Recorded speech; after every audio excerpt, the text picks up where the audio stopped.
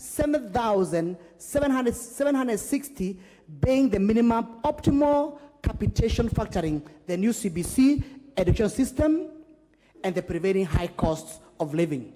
Signed by Honorable Wakili Edward Moreu, MP Gatanga constituency, on the 2nd August, the year of our Lord, 2023. Thank you, Mr. Speaker. Yes, Honorable Wandai. Mr. Speaker, sorry to interrupt the flow of the order of business, but I'm just curious. I'm sure you can use standing order number 1 to indulge me. Mr. Speaker, a while back, the Honorable Samuel Atandi raised some very, very serious issues here. And in fact, you know, this house is a house of records. The Honorable Atandi, in his submissions, made comments to the effect that a report that has been tabled before this house this afternoon is a cover-up. I heard him. Yes. And he was saying so on the basis that the issues raised in the petition, which is in question, have not been addressed conclusively by the committee in question. Honorable Speaker, this morning I had a chance to discuss with the chair of the committee on petitions, and actually we agreed that he needs to be given time to run the committee. But I am concerned that if we are to leave that matter that has been raised by Honorable Atandi just like that, and somehow hope that it will be addressed at the time of the debate on the petition on the committee's report, we might be doing a lot of injustice, not only to this house in terms of its reputation, but also to the petitioners. It's an issue that requires your pronouncement, and more so on what we need to do, therefore.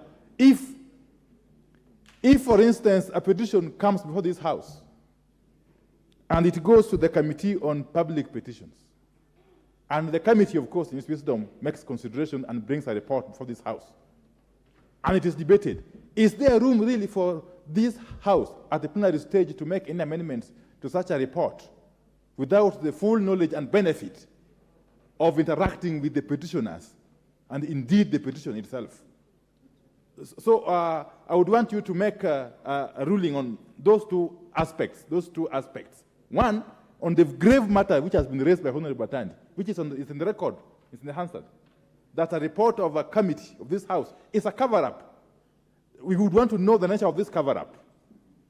That has to be made very clear. I would have wanted you to perhaps indulge Honorable Atandi to explain further how the committee is getting involved in doing cover-ups. How would a committee of parliament undertake cover-ups on a matter as serious as a petition brought before it by a member of the public, Mr. Speaker? It's an issue we need to dispense with before we can proceed to the next order.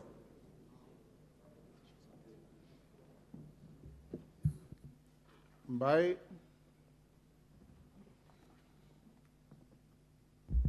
Thank you, Mr. Speaker. Mr. Speaker, I would want to say this. When the committee receives any petition, there is the petitioner and there is the other stakeholders involved in the petition. Maybe the witnesses or the person the petitioner is accusing. Mr. Speaker, even in the courts of law, you can take a case before a judge, and a judge may not give a ruling which does not satisfy you. That does not give you the reason or an opportunity to say that was a cover-up. Mr. Speaker, we listened to several shareholders, or to several shareholders.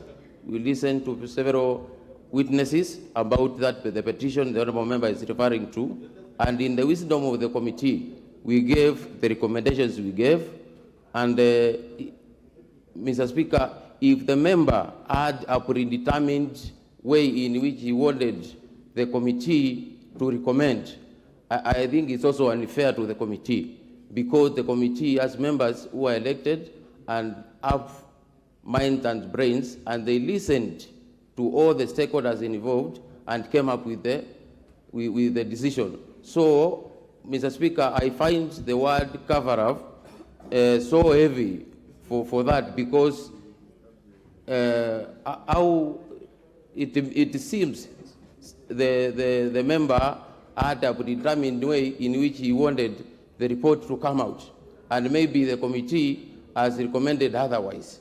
So, Mr. Speaker, I beg to request Honorable Atandi to wait to hold his horses, because we are going now to lay the same report for debate by the House.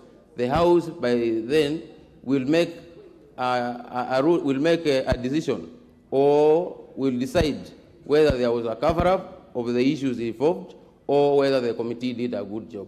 But it is very unfair, Mr. Speaker, to say there is cover-up because the committee has not recommended in your predetermined manner.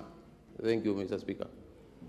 Honorable Atande and the Minority Leader, the committee has elected under Standing Order 208 SC and 227 2A to not only bring a report, but also move the House to debate the findings of the committee.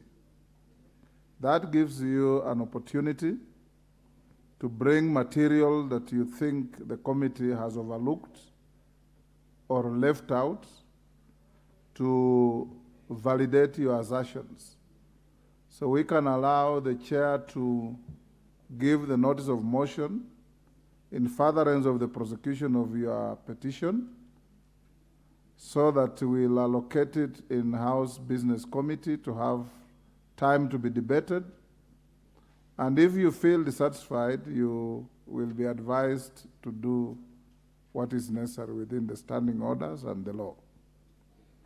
You also are at liberty, besides the petition process, to avail material available to you of fraudulent acts committed by the people you allege to have committed to the administration of justice systems of the country, DCI, ESCC, who can take up the matter notwithstanding the fact that there's a petition here. By notice of motion. Thank you, Mr. Speaker. We have a notice of motion, and I would request for your indulgence before I go ahead with it, Mr. Speaker, to thank you, and out of your wisdom in the manner in which you corrected, or let me put it this way, in the fatherly way you reprimanded my committee yesterday.